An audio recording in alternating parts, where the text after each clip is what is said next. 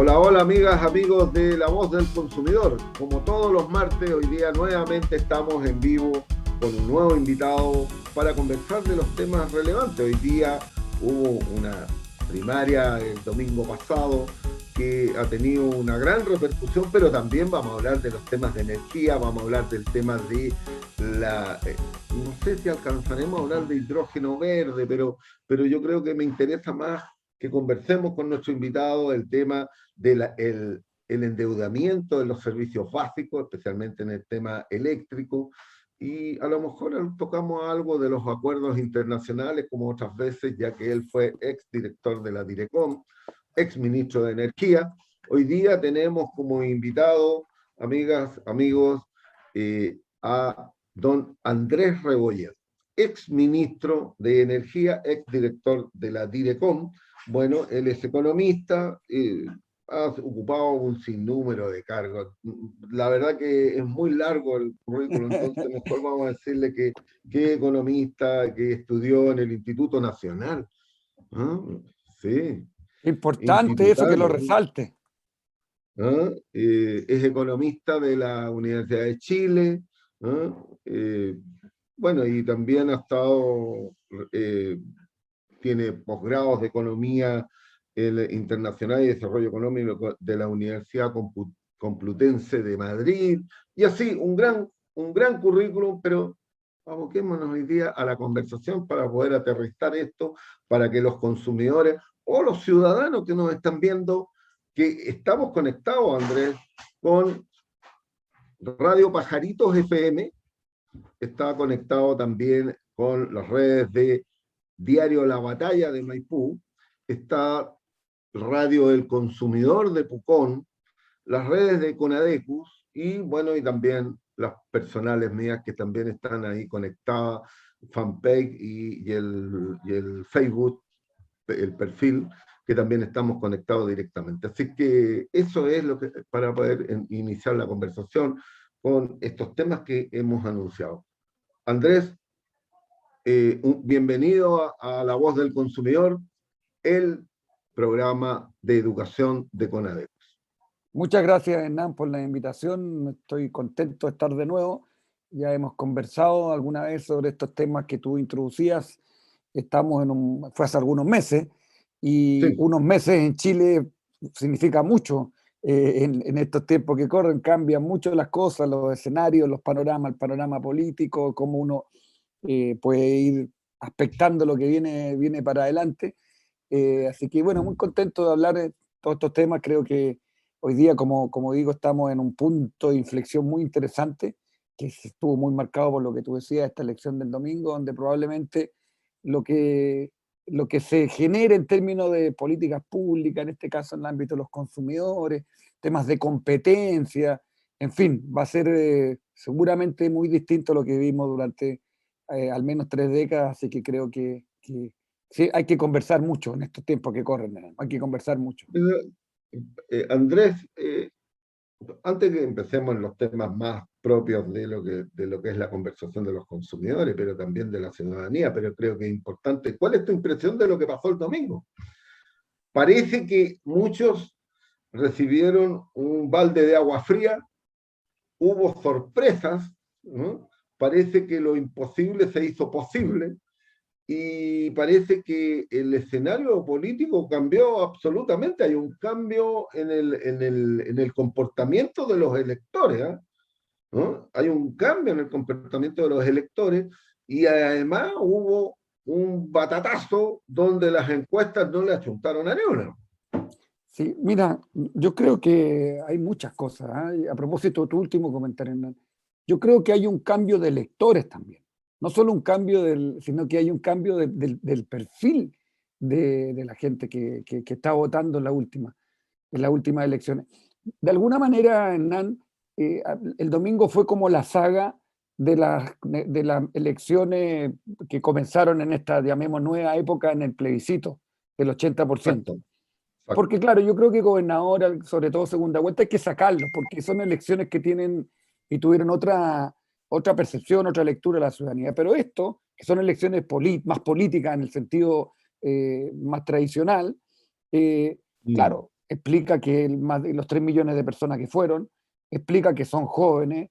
De alguna manera lo que viene sucediendo, Hernán, es que la revuelta se convierte en votos, eh, con matices, en fin, pero no es que se haya quedado solo en la calle. Creo que ese es el hecho político histórico Sí.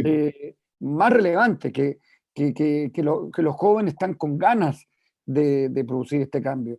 Yo lo vi cuando el plebiscito era completamente un perfil distinto de votante, desde el punto de vista de la gente que circulaba en los lugares de votación. Esta última, lamentablemente, yo la tuve que ver por televisión porque no pude votar porque no tuve, legalmente no tenía la posibilidad de hacerlo. Pero fue un poco lo mismo, ¿no? Entonces, eso es lo primero que yo creo que hay un cambio muy profundo en términos de perfil del padrón electoral y sobre todo lo que a mí me gusta es que se convierte en voto y entra la institucionalidad democrática, lo que ha sucedido en la calle, y eso creo que habla muy Pero, bien de Chile al final. pero Eh, Andrés, yendo a lo concreto, sí, sí, aquí hubo dos fenómenos. Primero, digamos, el que estaba corriendo con ventaja, el que estaba corriendo hace no sé cuántos años, que estaba liderando las encuestas, era el que aparecía por cualquier cosa, aparecía antes en los programas de televisión como Lavín, y que era, lo daban todos como seguro ganador. Resulta de que tuvo un resultado adverso notable. O sea, Sichel le ganó por una diferencia, si no me equivoco, de 12 puntos. Realmente no fue ni siquiera una pelea estrecha de que hayan llegado, que haya sido muy reñida. No, simplemente le sacó una tremenda ventaja, eh, causando sorpresa en todo. Bueno, y al revés, en el otro lado, en la de apruebo digno, también pasa lo mismo, todos daban como carrera corrida esto de que Jadwe ganaba a Boric y resulta que Boric le dio una paliza. Paliza, sí. Entonces, algo pasó aquí, algo hay que cambió los electores, como dices tú, pero ¿en la derecha habrán cambiado los electores o son los mismos que realmente ya se desilusionaron de Lavín? Y bueno, probemos con uno que se dice independiente, que ha recorrido todos los partidos, pero llegó a la derecha, partió de un lado y llegó al otro, pero no importa. Pero los capturó. ¿O Mira, aquí el Hernán, mensaje también? Hernán, yo creo que primero que todo Chile está muy politizado, cosa que también me gusta. O sea, la sociedad chilena está muy deliberante, tiene ganas de ir a producir estos cambios, que eso también habla muy bien a propósito de lo que decía anteriormente. Tres hechos específicos que me parecen interesantes que marcan este cambio. Los dos candidatos son personas que nacieron después del golpe. Son personas que responden a una generación distinta. Uno tiene 35, el otro tiene, no sé, 43, 44 años. Ahí hay un indicador es medio Sí. emblemático, pero me parece importante. Segundo, el candidato de derecha, 2 días antes de la elección o 3 días antes, cuando le preguntan cuál es el personaje de la historia de la humanidad más malo, él dice Pinochet. Por ese Sí. candidato va a votar la derecha, va a votar la UDI, o ya, entonces eso también marca una cosa completamente distinta a lo que ha sido por 30 años digamos, luego de vuelta a la democracia. Y lo tercero, que a mí también me parece muy interesante porque las cosas eh, retoman de alguna manera la senda histórica, que la campaña importa, la franja importa y los debates, pucha, que importan. Eh, Sí. Hubo un rating Sí. tremendo en los debates y todos sabemos y vimos lo que pasó en el debate de Boric-Jadwe. Yo sinceramente creo que más allá de la mala suerte circunstancial que tuvo Jadwe porque ese día fue lo de Cuba, eh, yo creo que él efectivamente cometió errores, sin duda, y le costaron caro. Y Gabriel aprovechó todos sus momentos para poder hacer esa, aprovechó en el fondo estos debates que digo yo. Entonces, ¿por qué digo esto? Porque esto era como lo clásico, lo tradicional de la política en Chile. Y además lo digo porque los meses que vienen van a integrar nuevos elencos, nuevos actores el elenco de candidatos o candidatas. Eh, y claro, y hoy día se dice que no hay espacio, en fin, que el centro, la típica geografía típica de política, geometría típica de política. Pero pero todo esto va a haber de nuevo, va a haber un despliegue nuevo, va a haber campañas, va a haber debates de nuevo, entonces como que se empieza a jugar de nuevo el juego. Eh, Entendiendo que yo creo que la sociedad quiere un cambio y que va a haber finalmente un determinado sector político que creo que va a terminar triunfando en diciembre. Pero sigue abierto porque la gente quiere escuchar, está deliberativa, como digo, quiere escuchar y quiere intervenir y está abierta a que la seduzcan. Creo que eso es muy interesante. Bueno, efectivamente, los hechos que ocurrieron, pero también hubieron errores, como decías tú, ¿no? El candidato Jadwe cometió muchos errores. Y en los últimos 15 días fue donde prácticamente hubo por lo menos pareciera que se produjo este vuelco, donde aparece un Boris con una estatura de estadista y donde aparece un Jadwe con muchas debilidades, muchas contradicciones, falta de claridad y además con algunos eh, digamos, llamados que realmente lo que más provocaron fue rechazo a lo que él estaba haciendo. Entonces, claramente yo creo que ahí estuvo en el minuto donde fue perdiendo la fuerza que traía, que ya era prácticamente era, yo creo que ellos lo daban como carrera corrida, pero creo que hay errores desde primero no aceptar la primaria, donde se incorporaran otros candidatos a disputar la primaria. Yo creo que desde ahí parten los errores y la mala lectura que tuvieron del momento político y dónde estaban justamente los apoyos y dónde no estaban, dónde no tenían que cerrar las puertas para competir. Yo creo que uno de los errores de Jadwe fue cerrarse a que compitiera la candidata de la unidad constituyente, porque eso hizo de que la votación, digamos, a lo mejor la votación no militante de muchos partidos de unidad constituyente se volcaron a Boric. Y que no me cabe duda que debe haber sucedido así. Y eso No cabe, debilitó su candidatura. no cabe duda, no cabe duda. De hecho, o sea, el Frente Amplio en la primaria anterior tuvo 300.000 votos. Gabriel tuvo ahora 1 millón de votos. O sea, Sí. claramente ahí hay votos que de alguna manera son votos que estaban huérfanos y que hoy día también digamos, salieron a votar por él, por ese hecho. Ahora, también en el caso de Jadwe Hernán, creo yo, convengamos que un candidato como él, digamos, del Partido Comunista, lo que él representa, tiene que tener más resguardos porque tiene un ambiente muy hostil, Sí, porque, sí. porque el tema, los medios de comunicación, en fin, en general, están, o sea, es verdad lo que él dice, lo que pasa es que respecto a la hostilidad que tenía, lo que pasa es que él, lo que no puede decir que fue eso lo que lo hizo perder, solamente. Mm. Pero ese es un dato que existe desde hace, no sé, pues, un siglo. Entonces, Claro, claro. frente a eso, él tiene que tomar esos resguardos y no, no cometer, digamos, errores como los que hizo. Y insisto, y en el tema del debate creo que se refleja mucho esto que Bueno, decía. mira, lo que sí yo me dediqué a ver los programas tanto de Jadwe como Boric y de otros candidatos. Y la verdad es que en contra de los abusos del mercado, nada.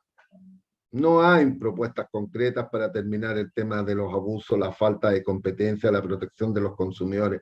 Son palabras muy escuetos, pero la verdad que sin contenido, sin ninguna profundidad, sin ningún análisis de lo que realmente necesita el país para poder terminar con esta cultura de abusos que ha habido, con la falta de competencia, este mercado oligopólico que tenemos hoy día, que no hay una propuesta concreta para terminarlo, no hay una propuesta concreta para poder mejorar la protección de los consumidores, algunos incluso cometen errores, que son discutibles. Yo tengo una posición con respecto a una de las propuestas de un programa, y que lo he destacado en muchas oportunidades, diciéndole que eso que proponen es un tremendo error. Bueno, pero no hay en los programas de los candidatos algo que vaya para tener una agenda antiabusos, para terminar con los abusos del mercado y que son muchos, regulaciones que se necesitan necesariamente para el tema del endeudamiento. ¿Cómo es? Entonces, creo de que ahí hay una debilidad en los candidatos. Bueno, hay tiempo todavía, Hernán, porque como digo, va a haber una geometría nuevamente que se puede ir configurando distinto y por lo tanto habrá candidatos que uno pueda incorporar temas, digamos, plataformas programáticas que en el tema que tú dices es absolutamente crucial y es sorprendente que no lo tengan. Hernán, un último dato político electoral que me pareció interesante, que lo miré así cuando uno es curioso, ¿no? Y se pone a ver, y además el servicio electoral nuestro es fantástico, o sea, a la media hora, 40 minutos uno ya sabe qué va a pasar en Chile, y realmente No, increíble. sí. Eh, Cuando Funciona estaba el fantástico. 0,76%, No yo cambió miré nunca los más. resultados y yo dije, ya Es, listo, está es listo bien esto. impresionante, pero además con No, no, toda no. Cuando se certeza, da la tendencia, no cambia. es realmente un patrimonio ese tema. Entonces, bueno, entonces a propósito de eso te lo decía porque me metí a la, y además es súper transparente, uno se mete al internet y aquí ve todo. Entonces, solo un dato, me llamó la atención. En Las Condes y en Recoleta, si uno compara en el caso de Las Condes con la alcaldesa que ganó, digamos, en Recoleta se puede comparar con sí mismo. Sacaron la mitad, ambos candidatos, Lavín y Jadwe, sacaron la mitad de votos que sacaron como alcalde. O sea, Ah, la gente los perdieron quería votos. como alcalde, pero no como presidente. Claro, Eh, no es los bien que. llamativo eso, eh, ¿no? Mira, Es es distinto un buen al, dato, ¿no? es distinto al final eh, los atributos que tienen que tener para una cosa, para otra. Y que lo que da cuenta también que la gente, de hecho en Recoleta creo que ganó Boris, no estoy seguro, eh, pero ese dato es interesante, me llamó la atención, lo busqué a propósito. Bueno, ahí es como un titular que salía ahí, que salía de que Lavín, la gente lo quiere como alcalde. Ese es. Eso debe ser, pues los Claro, mira bien como alcalde. Ahora, también hay que preguntarle a la gente, alcalde de dónde, porque si lo mandamos a La Pintana, o lo mandamos a Cerro Navia o lo mandamos a otro, yo no sé si va a tener, al no tener los recursos que tienen Las Condes, no va a poder hacer toda la parafernalia que tiene hoy día. Bueno, pero pasemos a lo otro, a lo que nos convoca también. ahora todas las cosas que nos convocan dependen mucho de lo que pasa en este primer tema, porque el que conduce el país determina, bueno, Va a ojo que depender. el último punto sobre esto. Todo esto, en fin, en el político electoral, presidencial, pero por el lado corre la constituyente, hermano. Y Exacto. ahí, y ahí también es otro elemento absolutamente sustantivo de cómo se va a conformar esto. O sea, hay todavía muchas cosas que van caminando y que vamos a tener un 2022, 2023 muy distinto, con un país distinto. Andrés, uno de los temas que se ha estado discutiendo es el tema del endeudamiento que hay de las personas en los servicios eléctricos y también, bueno, en general en los servicios básicos, principalmente agua y luz, ¿no? Que son uno de los servicios que las personas están soportando ya varios meses con estos proyectos de ley de postergación de pago y se han ido acumulando deuda tras deuda, que ha ido no solo aumentando en el número de personas, sino que ha ido aumentando en el promedio de deuda, porque claramente hoy día tenemos un promedio de 344.000 pesos en el tema de la gente que debe electricidad, ¿ah? Y que con la postergación que se hizo por 6 meses más hasta el 31 de diciembre, probablemente ese promedio va a aumentar a 500 o más, 500.000 pesos o más, promedio por persona. Eh, entonces, estamos ahí, nosotros estamos trabajando con la Asociación de Municipalidades Libres, con alcaldes, y también con otras organizaciones de la sociedad civil, levantando una propuesta para poder ver de qué manera se puede, digamos, amortiguar este endeudamiento o entregarle directamente un subsidio permanente a las personas y buscar las formas de financiamiento. ¿Cuál es tu idea de qué debiéramos hacer para poder resolver? Porque cuando llega el 31 de diciembre, el 1 de enero, la empresa está facultada para el que está moroso cortarle la luz. Y si no hace convenio, se la corta. Sí, es un temazo ese, Hernán, porque es una ola de nieve que solo crece y que puede llegar a ser tan grande como significar un problema político en diciembre en torno a una segunda vuelta electoral, a propósito de lo que hablábamos hace un rato, que puede llegar a Exacto. ser un tema súper caliente, ¿no? Entonces, dado eso, a mí lo primero que me viene a la cabeza, Hernán, y me llama la atención, es que no se oye padre, porque nadie, yo sé que tú y ustedes han estado bien activos en esto, pero en términos del sector, digamos, de la empresa o el propio gobierno, no veo yo que hubo alguna conversación el otro día en el Parlamento, porque el Parlamento Sí. también se da cuenta que son las implicancias que tiene, pero es como que la gente está mirando para el lado en algo que te digo que va a tener efectivamente, que si no se retoma hoy día, puede tener un final muy complicado, ¿no? Y en este tema del mercado eléctrico hemos visto muchas historias que terminan muy mal y que pueden terminar siendo insumos a otro tipo de situaciones más complejas socialmente, ¿no? ¿Para qué decir a propósito de los medidores inteligentes? Una historia Sí, sí, sí. que yo conozco bien porque me tocó ser ministro y de hecho eh, fue muy criticado en su momento, en algún punto con razón, otros con no. Pero lo que quiero decir que son temas muy ciudadanos que tienen una implicancia muy sistémica políticamente, ¿no? Y claro, tú hablabas de 340 lucas la deuda promedio. Ahora, cabe señalar que la cuenta promedio en Chile son algo así como 20 lucas, la Exacto. cuenta promedio. Por lo tanto, estamos Cuenta hablando de una promedio como deuda 20 de lucas. 340 lucas sobre una cuenta promedio de 20 lucas. Eso también es un dato que es interesante para dimensionar el problema, ¿no? Lo segundo, y aquí puede que tener varias explicaciones, pero en los números, el otro día yo veía una presentación del superintendente, eh, en los números de estos 700.000, 750.000 deudores que hay hoy día en Chile, de la luz, de la cuenta eléctrica, la mitad de eso, Hernán, eh, la mitad de eso ya debían antes Sí, de antes abril del del 20. inicio de la pandemia. O sea, antes, en un periodo normal, no había mucho registro porque la morosidad era baja, porque te cortaban la luz. Exacto. Por lo tanto, uno pudiera decir que la mitad de los 750.000 aproximadamente es post-estallido y la otra mitad se agrega post-pandemia.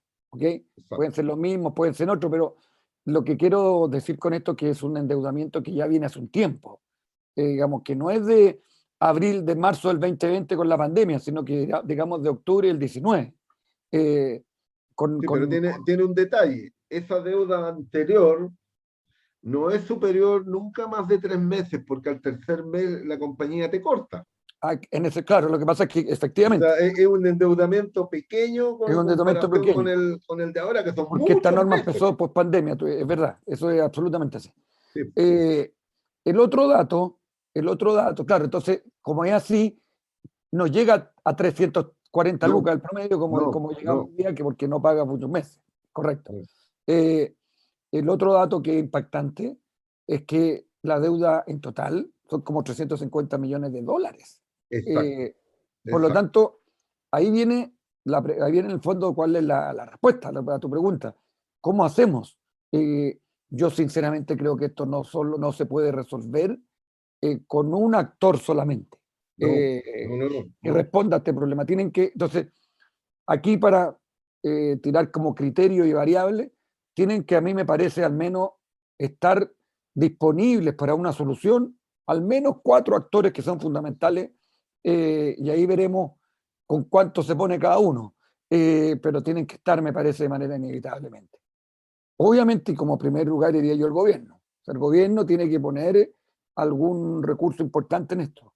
De hecho, hay propuestas específicas que en estos 4 actores que voy a nombrar hablan que se paguen un 25% de la deuda a cada uno de ellos. Digamos. Pero el gobierno tiene que ponerse y ahí va a tener que idear un mecanismo, la práctica que sea también, yo sé que tú tienes alguna idea sobre eso, pero eso es bien importante. Yo creo que con todo lo que ha pasado con los IFE, los bonos, todo, ya hay los mecanismos aceptados como para poder Exacto. hacerlo, digamos, mucho más que antes, me parece a mí. Pero el gobierno tiene que estar y tiene que de alguna manera solventar eso, se lo pasará a la empresa o no, o vía tarifaria, no sé, pero el gobierno tiene que haber recursos públicos en esto, como indudablemente, ¿no? Lo segundo a mí me parece que tienen que ser las empresas, obviamente. Las empresas, yo creo, eléctricas, distribuidoras, tienen que en este ejercicio, Ah, probablemente, pero Andrés, no solamente los distribuidores y generadoras. Sí, ¿por qué le vamos a cargar a uno cuando de la cuenta eléctrica no es del distribuidor, es del generador? Pues ese es el que tiene la torta más grande, Es porque verdad. ¿cuánto? 55, Llamemos, tienes razón, 70% de la tienes cuenta razón. Las empresas, es del generador. las empresas. Ya ahora, si colocamos todas De- las de- empresas, si Exacto. colocamos los tres segmentos, ya podemos pensar que ellos financian más del 25% de la deuda, porque son tres Claro. segmentos importantes. Pero es verdad, porque además hay un tema, y me faltan dos actores más, pero hay un tema y lo coloco a esta altura como pie de página. Eh, Después de diciembre, a principios del próximo año, viene un tema complicadísimo que es cuando se ajuste La tarifa. la tarifa por esta ley de compensaciones que puede llegar a Claro, subir porque muchísimo la se cuenta. acaba el fondo de estabilización.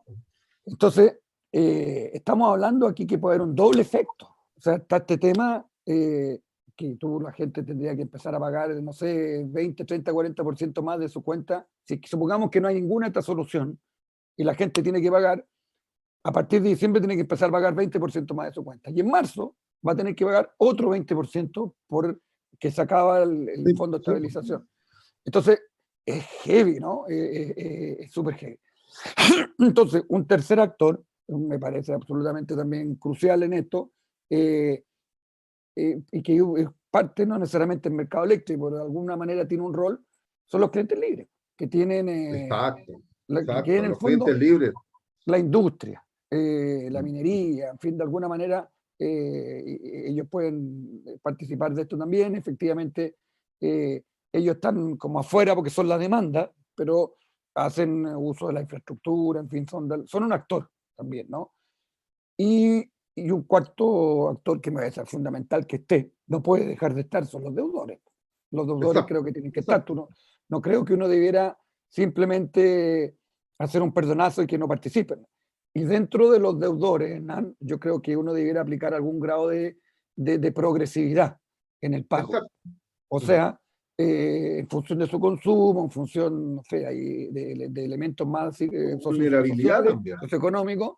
Y Para eso también hay mucha métrica, hay mucha data hoy día. Uno debiera hacer también ahí una diferencia de quién paga más y quién paga menos, entendiendo que el que paga más debiera ser el que tiene el consumo más grande y uno pudiera asociar a eso a otro mm. nivel de ingreso, digamos. Yo creo que debieran ser esos los criterios, ¿no? Pero para terminar, pero alguien tiene que tomar el liderazgo de esto, ¿no? Alguien tiene que empezar a conversar con estos actores. Sí, porque si no, esto quedan en una idea, ¿no? Bueno, justamente nosotros estamos en un tema conversando con los alcaldes. Estamos preparando porque ya que nadie toma el liderazgo, o sea, los que deben tomar el liderazgo no lo están tomando. Ese es el problema. Ni el gobierno ni en el Parlamento se escucha mucho. Por lo tanto, vamos a tener que hacer una campaña de sensibilización pública para que la gente empiece a sentir de que esto y a presionar para poder que el gobierno tome cartas en el asunto y empiece a trabajar, porque aquí estamos jugando contra el tiempo. O sea, estamos contra el tiempo.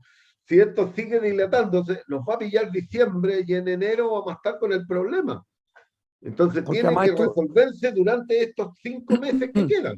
No hay más, no hay más porque tiempo. además esto es la cuenta de la luz. Sí, Pero ahora hay que ver el tema de la cuenta del agua. claro, claro, La claro. cuenta del agua hay una cantidad similar de personas.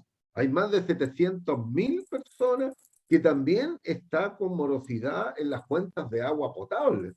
Eso, información que yo solicité, me enviaron y me dijeron, miren, sí, pero hay un detalle en el tema de las cuentas eléctricas, Andrés. Hay el informe, hay 60.000 pymes que están en situación de morosidad Claro, porque son regulados, y entonces 30, caen ahí. y 30.000 grandes, medianas y grandes empresas que también están con morosidad. 60.000 O sea, pymes, dijiste, Hernán. 60.000. Ya, mira. Hay 60.000 pymes que están en la misma situación de morosidad que los consumidores. Entonces, por eso cuando uno habla de 800.000, ahí están los 800.000. El estudio que hizo la USACH nos da ese dato mucho más preciso y llega a los 800.000. Pero en el ámbito del agua, también estamos en una situación similar, porque es muy parecido por el tema. Y además la cantidad de usuarios de agua, de servicios de agua potable y alcantarillado es muy similar a la de los eléctricos. Es por hogar, son hogares. Por lo tanto, 700.000 y la cantidad de morosidad es muy parecida a la que tiene el sector eléctrico, porque además las cuentas son también en montos promedio, son parecidas también, son un poco parecidas, con una diferencia en que en el caso del agua hay un subsidio que no se aplica, pero me dicen a mí que hay más o menos 250.000 personas que ya están recibiendo el subsidio de agua potable. ¿Eh? Eh, por lo tanto, se ha incrementado el uso del subsidio y se ha podido hacer para que las personas vulnerables, pero necesitas tú de que ese subsidio se amplíe a sectores más vulnerables, que tienen otros grados de vulnerabilidad, porque ese está focalizado en el 20% más vulnerable. ¿Eh? Mira, Entonces, y esa cantidad me dicen que, por la información que es que hay entre 250.000 y 300.000 personas que se han acogido al subsidio de agua potable. Esa es la información.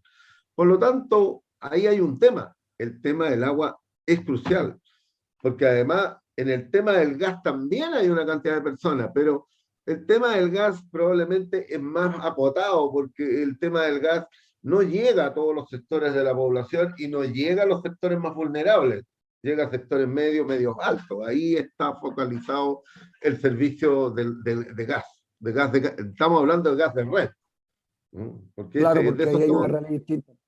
Porque en el gas tú tenías dos mercados, porque tú tenías el Sí, mercado de la red, del gas natural, donde tú estás en el fondo enganchado con una empresa y con la red, o el que trabaja, digamos, el que vive con el balón de gas, que es otro problema, digamos, que es un problema de precio, pero no tiene sí, la sí. misma realidad, porque además no está necesariamente regulado como este tema de la electricidad.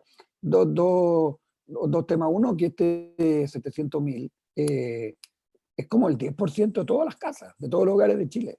Es Si más del 10, es más del estamos 10. hablando de un Entre porcentaje muy el importante. 13, 15%.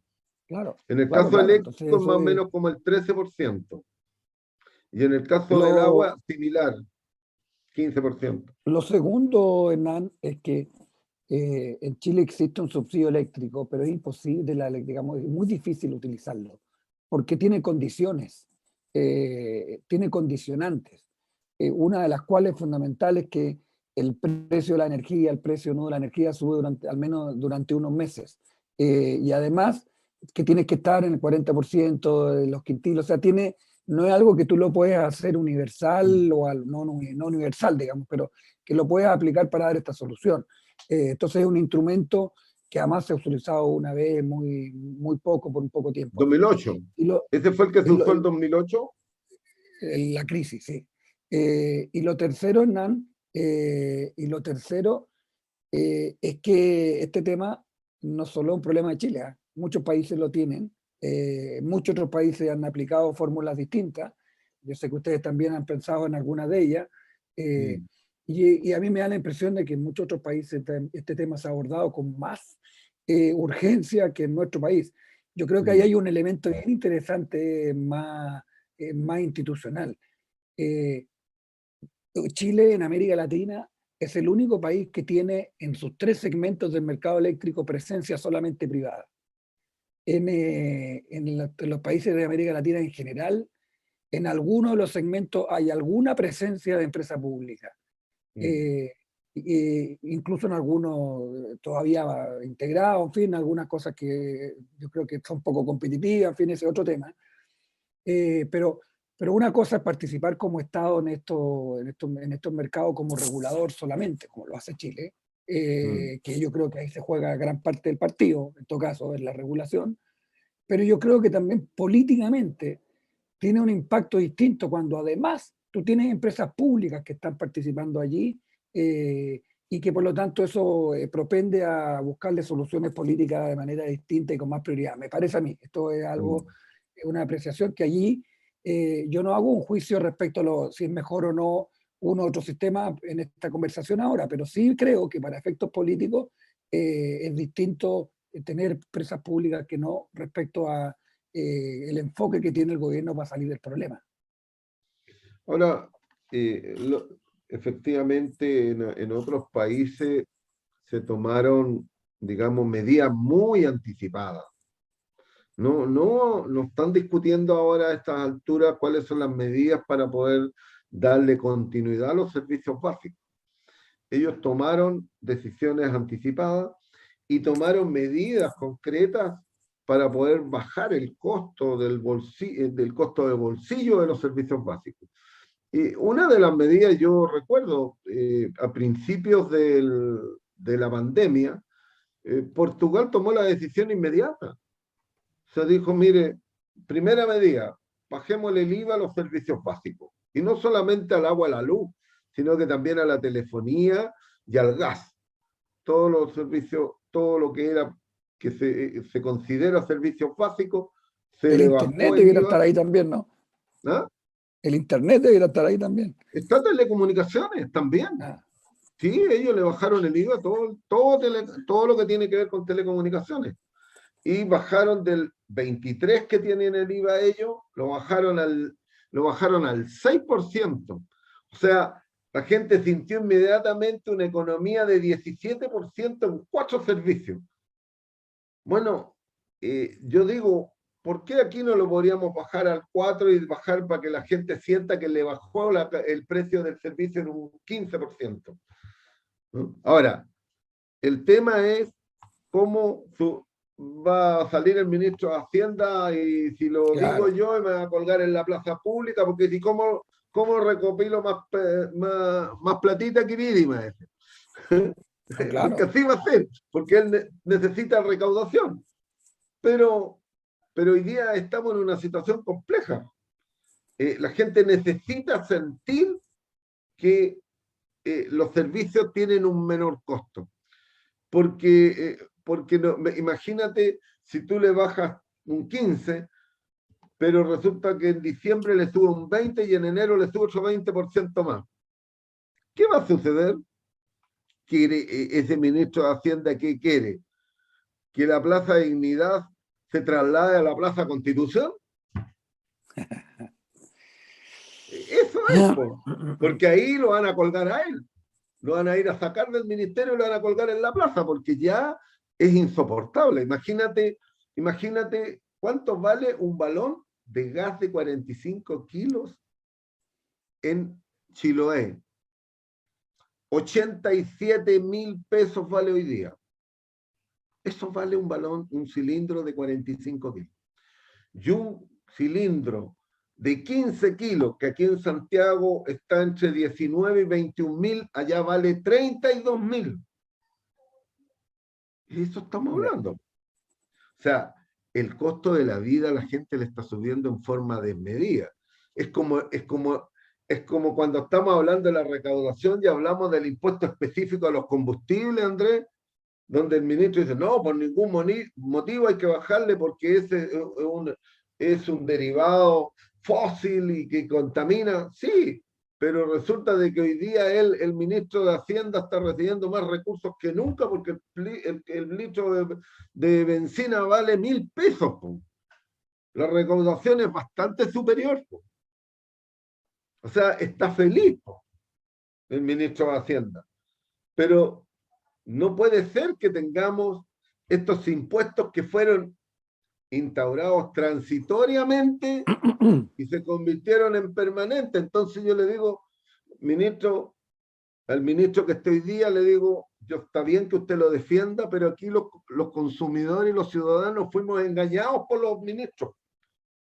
Y todos los que vinieron después nos engañaron, porque ninguno dio un paso adelante, decir, mire, vamos a terminar este impuesto porque este impuesto los ciudadanos no reclamaron en su momento porque era transitorio, pero nosotros lo hicimos permanente. Eso es un abuso. Po.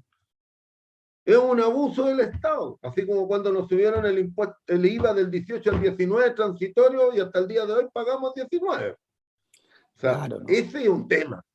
Es que no existe nada en la práctica, en la economía política, no existe un impuesto, una alza de impuesto transitorio, porque eso nunca existe, porque lo que sucede es que los gastos se hacen permanentes, entonces, Pero en ese el sentido, impuesto específico de la encina era por el tema para la reconstrucción del sí, sí, terremoto del sí. 85.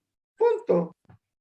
¿Cuánto nos vamos todavía? ¿Estamos reconstruyendo el terremoto del 85? No. Ahora, en ese mismo Bueno, sentido, pero Hernán, ese es un tema. en ese mismo sentido uno dirá, a propósito del tema del endeudamiento y las fórmulas, y de la participación del gobierno en la solución, y de los instrumentos que pudiera utilizar el gobierno, un instrumento eventualmente es la fórmula de rebaja del IVA temporal en un cierto delta, eh, y que al final es una manera, es como sacar plata de otro, en este caso no recaudar una cierta cantidad de plata, pero que en definitiva es el sacrificio, comillas, digamos, del fisco en ese sentido, ¿no? Ahora, claro, tendría que ser necesariamente, digamos, transitorio, cosa que caemos en el debate mismo, aunque en este caso sea a la baja, eh, pero hay que buscarle creatividad. Yo creo que en este punto, Hernán, yo me quedo con esto. No hay que ser ortodoxo al punto de vista económico. Yo creo que lo que hay que hacer hoy día es heterodoxo en la búsqueda de solución donde uno coloque muchos de los bienes que está tratando de resolver. En este caso, bueno, los consumidores, en fin, pero también en algunos impuestos hay temas ambientales también, yo en eso estoy de acuerdo. Eh, pero bueno, yo creo que hay que mirar todos los instrumentos y ponerlos sobre la mesa. No hay que sacar, no hay que sacar a priori nada. Eh, Andrés, hoy día estamos en dos. Hay un tema ahí que ha estado dando vuelta y que se le da el tema del hidrógeno verde, los distintos tipos de hidrógenos que existen. ¿No?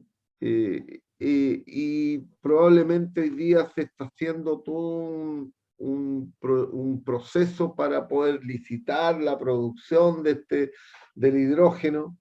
Esto no irá a pasar lo mismo que pasó con el litio. Mira, eso es un tema muy interesante, qué bueno que podemos conversarlo, aunque sea en los últimos estos minutos que tenemos, porque creo que es una frontera productiva que le da un horizonte al desarrollo económico de Chile muy expectante, muy interesante, tiene esa magnitud.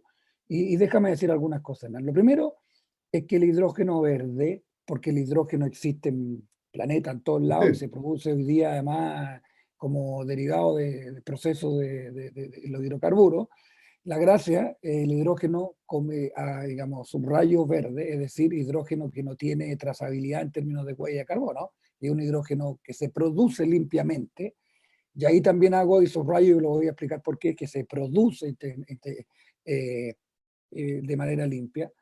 Eh, Podemos pensar en que tenemos una posición privilegiada a nivel mundial en este tema, porque hemos hecho un cambio fundamental en la matriz de generación eléctrica y eso va a seguir cambiando. Es decir, si nosotros siguiéramos con una matriz de generación sucia, no podríamos nunca pensar en tener hidrógeno verde. Es decir, el hidrógeno verde solo es posible porque tenemos energía limpia y barata. ¿Por qué? Porque como el hidrógeno es un producto que resulta de un proceso productivo, en ese proceso productivo que es básicamente la hidrólisis, que tú le haces al agua, le colocas electricidad y separa la molécula y tienes H y oxígeno. Y desde el punto de vista del costo de ese hidrógeno, un elemento fundamental de ese costo es la electricidad.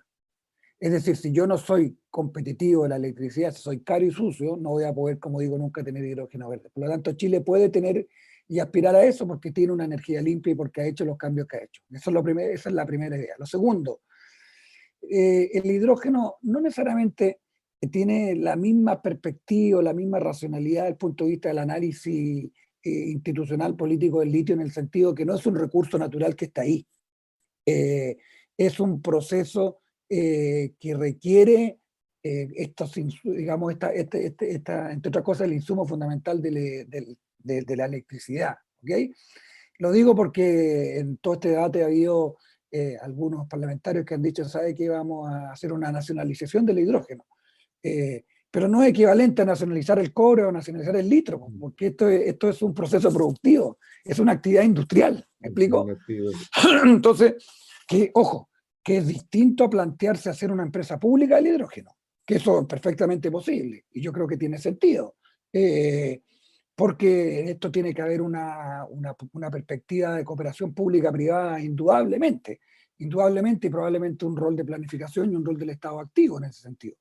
Pero son cosas distintas, ¿no? A la empresa, a la nacionalidad. Ahora, ¿por qué es tan importante el hidrógeno al final desde el punto de vista de la perspectiva del sector energético mundial?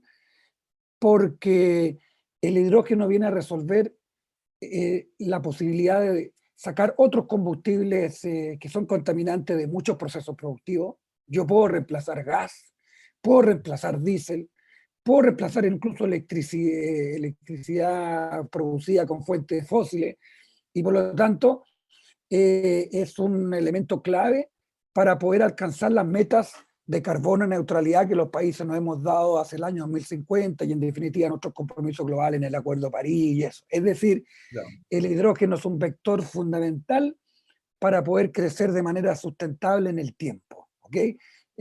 Porque, como digo, tiene la posibilidad de participar en todos esos procesos y actividades económicas en ese sentido, ¿no? Y segundo, porque además de lo anterior, en la lógica de lo que viene, que es un cambio de paradigma total en la movilidad, el hidrógeno juega un rol fundamental en la electromovilidad de alta gama. ¿Qué quiere decir esto? En la electromovilidad y en los vehículos eléctricos, pero no los que se ponen en las calles, sino que en los barcos, en los trenes, incluso algún día podrá llegar a ser en los aviones. Es decir, el hidrógeno es el combustible que pudiera reemplazar los combustibles fósiles que usan todos esos medios de transporte y por lo tanto avanzar, como digo, en el objetivo de carbono neutralidad. ¿Por qué? Porque algo así como 25-30% de las emisiones de Chile, el mundo, más o menos por ahí andamos, de las emisiones de gases de efecto invernadero es la generación eléctrica, y otro 25-30% es el transporte. Por lo tanto, yo puedo limpiar mi generación eléctrica, pero si sigo teniendo autobuses, aviones, en fin, todo contaminante, barcos que son los que tienen tremenda huella, no voy a limpiar mi matriz de energía en general. Por lo tanto, el hidrógeno también viene a solucionar ese otro problema y ese otro desafío, y por eso es que es tan clave en la perspectiva de futuro. ¿Y qué tanto estamos avanzados para entrar ya, digamos, en la producción efectiva de hidrógeno? ¿Existe la infraestructura, existen las inversiones, existen ya empresas o empresarios que ya están con presencia en condiciones de poder empezar a producir el hidrógeno para poder colocarlo en el mercado para hacer empezar esa transformación? No, yo diría que hoy día no estamos a nivel de escala, de economía de escala, como para poder concebir que vamos a tener esto el próximo año. Yo creo que esto es una cosa que va a llegar al punto costo efectivo de, no sé, 3, 4, 5 años más. Eso no es un tema de Chile, es un tema que va más allá de nuestro país, porque aquí, como muchas cosas, hay un dato que nosotros somos tomadores de lo que viene de afuera, que es el precio de la tecnología, ¿no? Y la electrólisis y la posibilidad de hacer este proceso que decía hace un momento, es una tecnología que nosotros la tomamos y que viene bajando. Es como, Hernán, es como los paneles solares hace algunos años. Es como los paneles Bajando, solares. esto va bajando también. Pero ahí nosotros no intervenimos, sino que más bien somos usuarios de esa tecnología. Por lo tanto, yo diría que esto es algo que tiene un tiempo más. Yo diría, Hernán, que hoy día estamos básicamente, como muchos de estos industrias nacientes, en pilotaje de muchos proyectos. Hoy día en Chile hay muchos proyectos que se están piloteando en materia de hidrógeno. Y ya hay muchas empresas internacionales que han venido. Ya hay muchas empresas europeas e incluso cooperación tecnológica. O sea, el mundo está mirando a Chile por esto de la energía, porque además tenemos ventaja comparativa en el comercio exterior, porque el hidrógeno que se produce en Chile, o que se producirá en Chile eventualmente, hacia el año 2040-2050, fundamentalmente va a ser para exportar. O sea, ese es el sentido. Exportaremos 30.000 millones de dólares hace esos años y es como más o menos como una industria del cobre hoy día, ¿no? Por lo tanto, los que se instalen aquí no es para que vender en Chile, sino que es para vender al mundo, ¿no? Sí. Tiene esa connotación, ¿no? Y hoy día, como digo, estamos piloteando. Un dato que puede sonar anecdótico, pero que es una señal de esto, es que hace un año atrás se creó un gremio en Chile que se llama H2 Chile y que empezó como con 5 empresas. Hoy día son Ya. 70. Hoy día son 70. Ah, Eh, y la mayor parte de ellas extranjeras, que hoy día no tienen ni alguna ni siquiera operaciones, pero quieren estar en Chile. Y lo otro que es interesante, que esto es algo que es un ecosistema y que tiene que participar las universidades, el mundo público, el mundo privado. Y si uno quiere mirar, si hay alguien aquí que le interese más esto, yo creo que el ejercicio más interesante es el proyecto que lleva hoy día la Universidad de Concepción, con fondos públicos y en un ecosistema de lo que llaman ellos el valle de hidrógeno, es decir, con muchas empresas que pueden demandar, ofrecer, están desarrollando cuáles son las potenciales de este combustible en la región de Concepción. Es muy interesante si alguien lo quiere mirar. ahora, eh, es positivo que ya haya muchos interesados, pero esto implica que el Estado va a tener que tener alguna norma especial de producción, va a tener que fijar cuáles son las condiciones para poder hacerlo, algunos incentivos para el Estado para que se desarrolle esta industria, o el Estado mismo va a tener la posibilidad de crear una industria, la industria nacional del hidrógeno, por ejemplo. Yo diría que Tú, están todas esas posibilidades abiertas, Hernán. Yo creo que en el debate hoy día varias de esas alternativas se han planteado y existen, como por ejemplo una empresa que tenga un rol eh, no solo pensando en una acción comercial y productiva, sino que también siendo un motor de la innovación y el desarrollo tecnológico de esto, me refiero a una empresa pública en particular.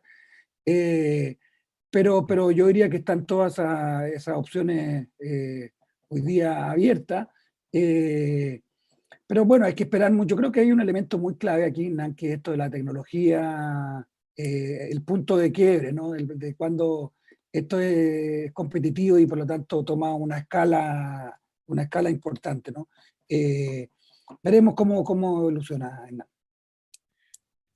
bueno, ese es un tema no menor, ¿eh? Pero lo que tiene que hacer en avances tecnológicos el país, porque claramente en el caso del litio, probablemente parece que perdimos la oportunidad. Yo creo que en el litio perdimos una oportunidad de que la industria nacional, o sea, el Estado, hubiera tenido un rol relevante en los subproductos que se sacan del litio, porque el litio en sí hay que trabajarlo para poder tenerlo y darle los usos que son necesarios. Pero creo que en el fondo se perdió cierta oportunidad y el Estado tiene que ver. Y eso tendrá que ver también con el tema de lo que nos dice la Constitución, que el Estado no debe participar en actividades que pueden hacer los privados. Y esto es el cambio que viene, ¿o No, no? pero eso va a cambiar. Y yo creo que en el caso del hidrógeno, con seguridad, Nan, el Estado va a tener un rol distinto a lo que ha tenido en el sector energético, porque es un sector que emerge en un momento también de emergencia de nuevos paradigmas en Chile, desde el Mm. punto de vista de los modelos, de cómo el Estado juega roles empieza a jugar roles que no ha tenido. Y en ese sentido yo creo que efectivamente en esto va a haber algo más, llamémosle, para no ser revolucionario, a la europea occidental, es decir, donde el Estado intenciona ciertas cosas, ¿no? De manera tal de poder generar, en este caso, estos ecosistemas de una actividad, una cosa tan significativa como puede ser el hidrógeno, y que tiene que no solo desarrollar las capacidades productivas, tiene que desarrollar, entre otras cosas, los temas profesionales, de educación, hay temas técnicos. No hay, eventualmente habrá que hacer una ley del hidrógeno, hay que declararla y hay que tener aspectos específicos o técnicos de seguridad, de Mm. incentivo, como tú decías anteriormente, Hernán. Mm. Cuando partió el tema de la renovable, en algún momento se hizo una ley de que el año 20 al menos el 20%, la ley 2020, que el 20 al menos el 20% de la matriz iba a ser renovable. eso se superó. ¿Por qué no imaginarse en el caso del hidrógeno? De hecho, se está discutiendo que las empresas, a propósito de la red de gas, y con la seguridad, en fin, técnica que se requieren, vayan teniendo metas para meter mm, ciertos porcentajes de hidrógeno en esas redes, por ejemplo. Que de hecho es algo que se está discutiendo. Incentivos que te obliguen a ir introduciendo y ampliando la demanda. Ese es un tipo de cosa que hoy día, por ejemplo, se pudiera pensar e incorporar. Está bien. Bueno, mira, Andrés, ha llegado nuestra periodista María Paz Ibar, Sí, yo y sé que cuando está ella con aparece uno nosotros. tiene que callarse. Llegaron Entonces aquí, preguntas de las redes bueno, sociales. ella ahora va a hacer una pregunta, porque siempre participa en nuestra emisión, y va a hacerte una pregunta específica sobre el tema en particular. Gracias, Hernán. Mira, Pedro Quesada, que es parte de la comunidad Conadeco, dice, tengo una pregunta. Colusión cuando todas las bencineras de Quilpué, Villa Alemana, Peña Blanca, un día amanecieron todas con los mismos precios. Antes competían, suben lo mismo. Lástima si hubo acuerdo. Ir a Viña es más caro. Asumir y pagar no queda otra opción. Saludos, dice. Wow. Y otro colega, Marcos Sepúlveda, dice, ¿tienen alguna posición sobre la extensión de garantía legal que piden en el proyecto sobre obsolencia programada? Yo sé que son Mira. temas que, por ejemplo, nos han llegado muchos comentarios en Conadeco sobre el tema de la obsolencia programada. Lo que pasa, mira, yo no tengo una opinión formada porque no he estudiado el tema, en fin, pero o sea, me parece que es un temazo porque probablemente hay un elemento que es de la esencia de esta lógica de la nueva tecnología, del nuevo modelo, del nuevo paradigma, que desde el punto de vista comercial, de quienes, digamos, son los actores globales, no hablo de Chile, sino que los actores globales en tecnología, que es la obsolescencia programada.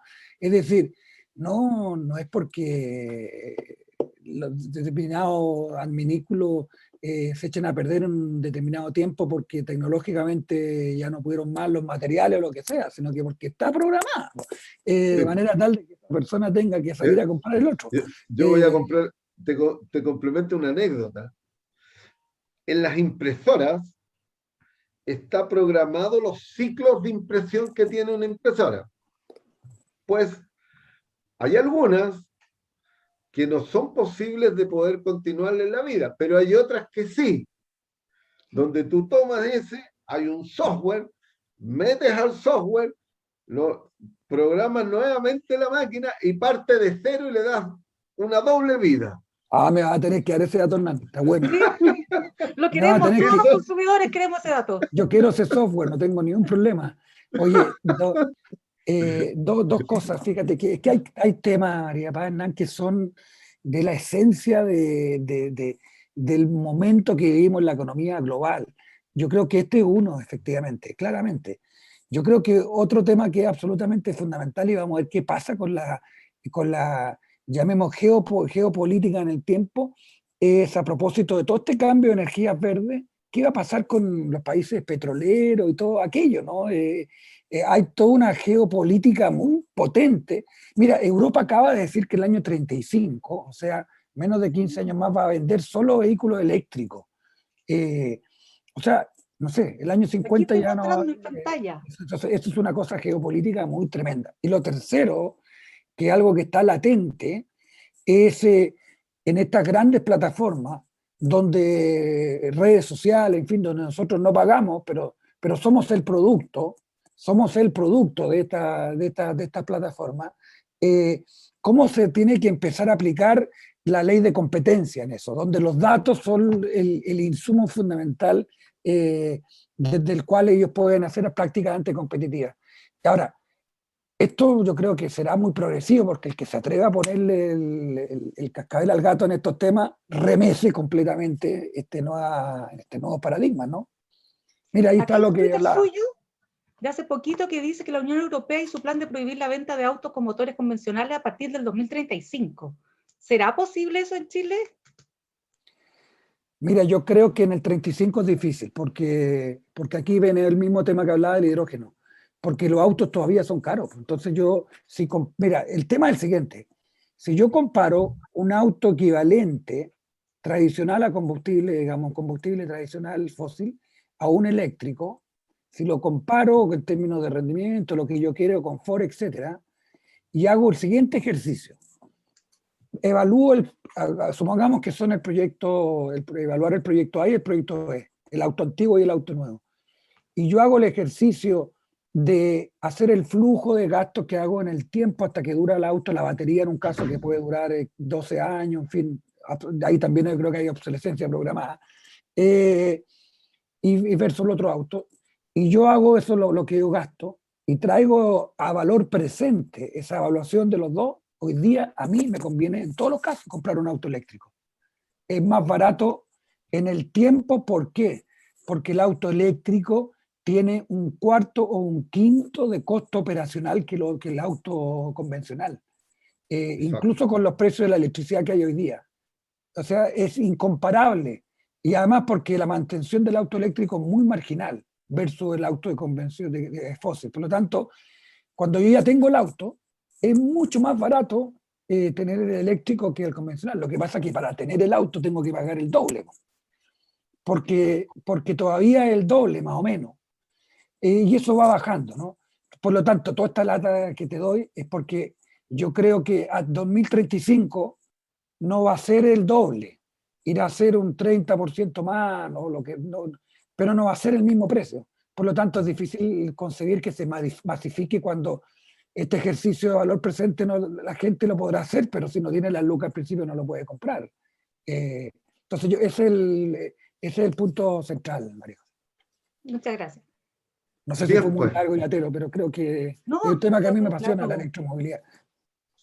Bien, Andrés, estamos justamente en 3 minutos pasados. Oye, pasó una hora. Bien, te agradecemos mucho siempre con aquí. Tu presencia y la compañía que nos has dado y todo lo que hemos conversado, que es todo muy interesante para nuestros amigos y amigas de La Voz del Consumidor y también para nuestros amigos que nos están viendo a través de Radio Pajarito FM, Diario La Batalla de Maipú y El Consumidor de Pucón.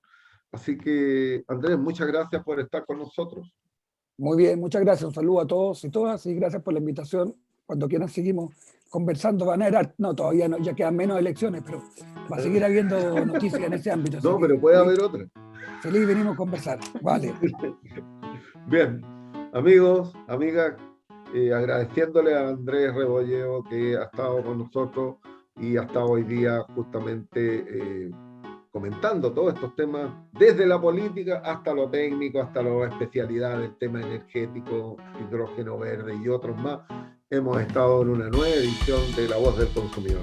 Así que también gracias María Paz por estar acá con nosotros y nos despedimos, amigos y amigas, para la próxima semana, el próximo martes a las 20 horas, como siempre, La Voz del Consumidor, el programa de CONADECUS de Educación y Información. Adiós, chao, chao. Chao, gracias.